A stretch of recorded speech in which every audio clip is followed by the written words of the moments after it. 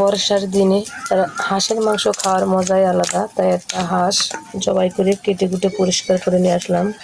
তাজা হাঁসের মাংস খাওয়ার মজাই আলাদা।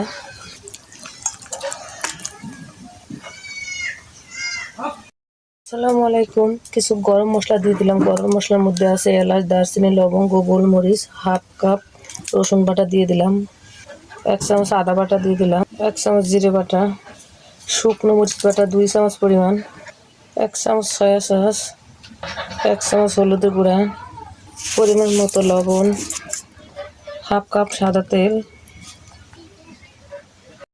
সমস্ত মশলাগুলো মাংসের গায়ে ভালোভাবে মেখে নেব। মাংসের গায়ে এমনভাবে মশলাগুলো মেখে নিলাম যাতে মাংসের মধ্যে ভালোভাবে ঢুকে যায়। এবার রেস্টে রেখে দেবো আধা ঘন্টার জন্য। এবার চলে আসলাম মূল রান্নার কাজে। একটা কড়াই বসিয়ে দিয়ে তাতে 1 কাপ সাদা তেল দিয়ে দিলাম, 1 কাপ পেঁয়াজ কুচিয়ে দিয়ে দিলাম। কিছুক্ষণ হালকা ভেজে নিয়ে পেঁয়াজগুলো একটু নরম করে নিলাম।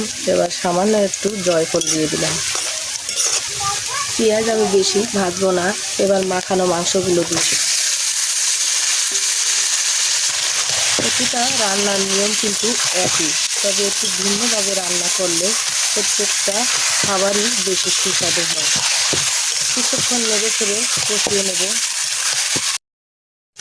15 মিনিট মিডিয়াম টু লো আছে জাল করে নিয়ে আলতোভাবে নেড়ে ছেড়ে মাংসগুলো কষিয়ে নিলাম। কষানোর মধ্যে মাংস সিদ্ধ হয়ে গেছে, প্রচুর পরিমাণে তেল উঠেছে। এভাবে যদি আমরা তাজা হাঁসের মাংস কষিয়ে রান্না করি, পরিবারের ছোট বড় সবারই খুব পছন্দ হবে। আশা করি আমার এই ভিডিওটা ভালো লেগে থাকলে পাশে থেকে সাপোর্ট করবেন, লাইক কমেন্ট শেয়ার করে যাবেন।